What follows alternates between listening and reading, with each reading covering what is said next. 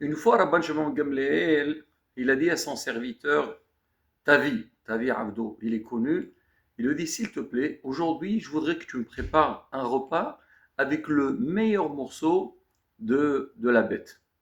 Très bien. Midi, Rabban Shimon Gamliel, il s'assoit pour manger, il voit qu'il lui sert une langue. Rabban Shimon Gamliel a dit, vraiment, il est très intelligent, mon serviteur. Il a fait comme Abraham Avinu. Quand les malachim, les anges, ils sont venus chez lui, c'est marqué qu'il leur a donné chacun trois langues pour dire que c'est le meilleur morceau de la bête. Très bien. Le lendemain, Rabbi Shimon Gamliel dit à son serviteur, Tavi, il dit maintenant, je veux que tu m'achètes le membre le plus mauvais de la bête. Il dit pas de souci. Pareil, Mehdi s'assoit pour manger et il lui sert une langue.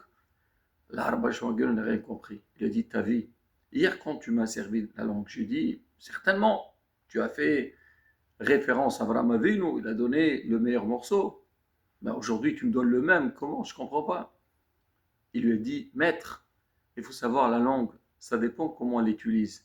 Quand elle est bien utilisée, il n'y a pas mieux que la langue. Mais que Dieu l'en préserve.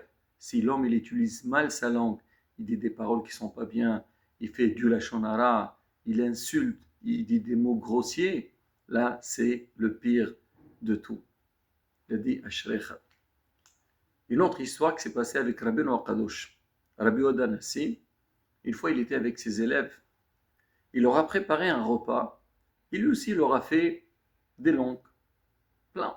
Au moment qu'il leur a servi tout ce qu'il a préparé, chacun il a pris sa fourchette, il a commencé à essayer, comme on sait toujours, on essaie un peu de piquer donc sur la viande pour savoir la meilleure, la plus tendre. Eux aussi, chacun il essaie de voir, donc on va dire la langue la plus tendre.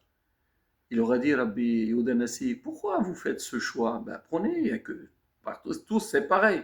Il dit non, on essaie de voir la langue la plus tendre. Il leur dit, mes chers élèves, sachez que dans votre vie aussi, ça doit être pareil. Langue toujours, il doit avoir une langue qui est tendre, la tendresse, la douceur. Et c'est comme ça qu'on réussit dans la vie. C'est ce qu'on dit, Hayim vemad biad lashon. La vie et la mort, elle est entre la main de la langue. Ça dépend comment on utilise la langue. C'est ce qu'on voit dans la paracha de Shelach Lecha. On dit que les Meraglim, malheureusement, ils ont parlé du mal sur la terre d'Israël. Et suite à cela, malheureusement, il y a une grande catastrophe. Et ça, c'est une leçon pour nous, combien on doit faire attention à ce qu'on dit. Il faut exploiter notre langue pour dire des belles choses et qu'on reçoit toutes les bénédictions. Amen.